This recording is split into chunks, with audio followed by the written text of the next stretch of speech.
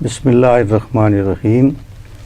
عربی کے 16 سبق کی کتاب میں سے الحمدللہ کہ ہم 5 سبق پڑھ چکے ہیں۔ آج 6واں سبق پڑھیں گے، الدرس السادس۔ یہ مرکب اضافی سے متعلق ہے۔ مرکب اضافی 2 اسموں کا ایسا مجموعہ ہوتا ہے جس میں ایک اسم دوسرے اسم سے کوئی تعلق، نسبت یا ملکیت ظاہر کرے۔ اب اس میں یہ میں نے ایک ٹیبل دی ہوئی ہے، پہلے اس کی مثالیں آپ غور سے سنیں، ذرا آپ پڑھیں اور صنم آپ اس کا ترجمہ کریں گے۔ کتاب الاستاذی، استاد کی کتاب۔ قلم التلمیذی، شاگرد کا قلم التلمیذ ہے، قلم التلمیذی، شاگرد کا قلم۔ دراجات الوالد، دراجۃ الوالد، دراجۃ الوالد، دراجۃ الوالدی، والد کی سائیکل۔ باب المدرستی، مدرسے کا دروازہ۔ تمر المدینتی، مدینے کی کھجور۔ حلیب البقری، گائے کا دودھ۔ ضوء النہاری، دن کی روشنی۔ ظلام اللیل، رات کی تاریکی۔ نافذۃ الغرفتی، کمرے کی کھڑکی۔ بنت الرجل، آدمی کی بیٹی۔ ازہار الحدیقتی، باغ کے پھول۔ باب الجنتی، جنت کا دروازہ۔ اس میں جو نوٹ کرنے والی بات ہے وہ یہ ہے کہ اس کا جو دوسرا اسم ہے اس کے نیچے ہمیشہ زیر آتی ہے۔ اس سے پتہ چلتا ہے کہ یہ مرکب اضافی ہے۔ عربی زبان میں کسی اسم کے نیچے زیر آنے کی صرف 2 ہی صورتیں ہیں، یا تو ان سے پہلے حروف جر ہوں، حروف جر میں سے کوئی ایک حرف ہو۔ جب کسی اسم سے پہلے حرف جر آتا ہے تو اس اسم کے نیچے زیر آتا ہے، اور دوسری شکل یہ ہے کہ وہ مرکب اضافی کا دوسرا اسم ہو۔ یہاں اب یہ نوٹ کرنے والی بات یہ ہے کہ اس میں جتنے بھی یہ دوسرا اسم ہے ان سب کے نیچے زیر آ رہے ہیں، جیسے عبداللہ، اللہ کا بندہ۔ بیت اللہ، اللہ کا گھر۔ رسول اللہ، اللہ کا رسول۔ اصحاب الرسول، صحابہ رسول۔ رسول کے ساتھی، ٹھیک ہے۔ رسول کے صحابہ۔ رسول کے ساتھی۔ یوم الحساب، حساب کا دن۔ ارض اللہ، اللہ کی زمین۔ بعث اللہ، اللہ کا غضب۔ قوم نوح، نوح کی قوم۔ حکم اللہ، اللہ کا حکم۔ عاقبت الامور، کاموں کا انجام۔ آیات القرآن، قرآن کی آیات۔ حیات الدنیا، دنیا کی زندگی۔ رحمت اللہ، اللہ کی رحمت۔ خلق الرحمن، رحمان کی تخلیق۔ سماع الدنیا، دنیا کا آسمان۔ قمت الجبل، پہاڑ کی چوٹی۔ یہ جتنے بھی اسم یہاں پر استعمال ہوئے ہیں یہ زیادہ تر جو ہے نا وہ قرآن میں استعمال ہوئے ہیں، اس لیے ان کو غور سے سمجھ کر اچھی طرح سے ذہن نشین کرنا ضروری ہے۔ اور کچھ اسم ایسے ہوتے ہیں جو کہ عام گفتگو میں استعمال ہوتے ہیں، تو یہ دونوں طرح سے آپ کے کام آئیں گے، دنیا کی زندگی میں بھی اور قرآن کو پڑھتے ہوئے بھی۔ جی، خلق الدنیا، خالق الدنیا، خالق الدنیا، دنیا کا خالق۔ عالم الغیب، غیب کا جاننے والا۔ حارس البیت، گھر کا چوکیدار۔ سقف البیت، گھر کی چھت۔ مدیر الجامعۃ، یونیورسٹی کے وائس چانسلر۔ رئیس الکلیت، کالج کے پرنسپل۔ رئیس الکلیت، جب جہاں الف لام لگا ہوتا ہے اس کو اس کے ساتھ ملانا ہوتا ہے، پہلے اسم کو اس الف لام کے ساتھ ملانا ہوتا ہے۔ رئیس الکلیت، رئیس الکلیت، کالج کے پرنسپل۔ امام المسجد، مسجد کے امام۔ خطیب الجامعہ، جامعہ مسجد کے خطیب۔ مدرسۃ البنات، لڑکیوں کا اسکول۔ کلیات الطب، کلیت الطب، کلیت الطب، میڈیکل کالج۔ غرفۃ النوم، بیڈ روم۔ قاعدۃ الجلوس، ڈرائنگ روم۔ سوق الذهب، جیولری مارکیٹ۔ سوق الخضار، سبزی منڈی۔ بقالۃ الخضار، سبزی کی دکان۔ جواز السفر، پاسپورٹ۔ جی ہاں۔ تو جیسا کہ آپ نے دیکھا کہ مرکب اضافی کا اردو میں ترجمہ کرتے ہوئے جو دونوں اسموں کے درمیان جو ہے وہ کا، کے، کی کا لفظ استعمال ہوتا ہے، تو انگریزی میں اس کے لیے آف یا اپاسٹرافی ایس استعمال ہوتا ہے، لیکن عربی میں صرف دوسرے اسم کے نیچے زیر لگانے سے اضافت، ملکیت یا نسبت کے معنی پیدا ہو جاتے ہیں۔ مرکب اضافی کے جو دو نام ہوتے ہیں ان میں سے پہلے نام کو مضاف اور دوسرے نام کو مضاف الیہ کہتے ہیں۔ مضاف الیہ مالک ہوتا ہے اور مضاف ملکیت، جیسے ارض اللہ میں ارض جو ہے وہ ارض اللہ میں ارض جو ہے وہ ملکیت ہے اور اس کا مالک اللہ ہے۔ کتاب الاستاذ میں استاد مالک ہے اور کتاب ملکیت۔ تو مضاف الیہ کے نیچے عام طور پر زیر آتی ہے۔ اب اسماء اشارہ کے ساتھ مرکب اضافی کا جملوں میں استعمال دکھایا گیا ہے، تو اس کو صنم ابھی آپ پڑھیں گی اور زارا اس کا ترجمہ کریں گی۔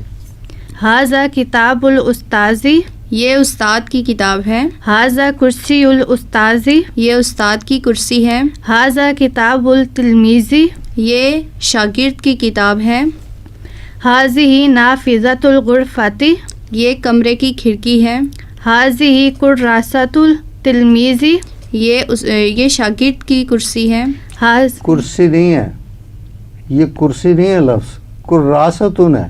کراستن کاپی کو کہتے ہیں، کاپی تو حاضی کراست التلمیذ ہے، یہ شاگرد کی کاپی ہے۔ کاپی، ٹھیک۔ ھذہ ساعۃ محمود، یہ محمود کی گھڑی ہے۔ ھذہ جدار الغرفۃ، ہاذا ھذا جدار الغرفۃ، یہ کمرے کا دروازہ ہے۔ کمرے کی دیوار ہے، جدار دروازے کو کہتے ہیں، باب کہتے ہیں دروازے۔ ہاذا جدار الغرفۃ، یہ کمرے کی دیوار ہے۔ جی ہاں۔ ھذہ مدرسۃ البنات، یہ لڑکیوں کا مدرسہ ہے۔ ذالک سقف البیت، وہ گھر کی چھت ہے۔ ذالک بیت اللہ، یہ اللہ کا گھر ہے۔ وہ اللہ کا گھر ہے۔ اوکے، ذالکا، وہ اللہ کا گھر ہے۔ ذالک کتاب حامد، وہ حامد کی کتاب ہے۔ ذالک صندوق خلیل، وہ خلیل کا صندوق ہے۔ تلک مدرسۃ البنات، وہ لڑکیوں کا مدرسہ ہے۔ تلک آیات القرآن، وہ قرآن کی آیات ہیں۔ تلک مروحۃ الثقف، تلک دراجۃ الولد، وہ لڑکے کی موٹر سائیکل ہے۔ تلک سیارۃ المدیر، وہ ڈائریکٹر کی کار ہے۔ تلک اشجار الحدیقۃ، وہ باغ کے درخت ہیں۔ اچھا، یہ ہم نے یہ کیا کہ اسماء اشارہ کے ساتھ مرکب اضافی کو استعمال کر کے ہم نے جملے بنائے تھے۔ اب ہم یہ کچھ جملے ایسے بناتے ہیں کہ جس میں مرکب اضافی جو ہے وہ شروع میں ہے اور اس کے جملے بنے ہوئے ہیں، جیسے مدیر الجامعات رجل مہذب، یونیورسٹی کے چانسلر مہذب آدمی ہیں۔ آگے، رحمت اللہ قریب من المحسنین، اللہ کی رحمت نیک لوگوں کے قریب ہے۔ حارس البیت نشیط، گھر کا چوکیدار چست ہے۔ سقف البیت عال، گھر کی چھت بلند ہے۔ سوق الذہب بعید، سونے کا بازار دور ہے۔ سوق الخضار قریب، سبزی منڈی قریب ہے۔ اوکے جی، ہم یہ پڑھ رہے تھے کہ مرکب اضافی سے مزید جملے ہم بنا رہے تھے۔ تو بقالۃ الخضار مفتوحۃ، سبزی کی دکان کھلی ہے۔ یوم الحساب قریب، حساب کا دن قریب ہے۔ رسول اللہ رجل صادق، اللہ کا رسول سچا آدمی ہے۔ ضوء النہار شدید، دن کی روشنی تیز ہے۔ محطۃ القطار بعید، ریلوے اسٹیشن دور ہے۔ عاقبۃ المؤمنین سعیدۃ، مومنین کا انجام نیک بخت ہے۔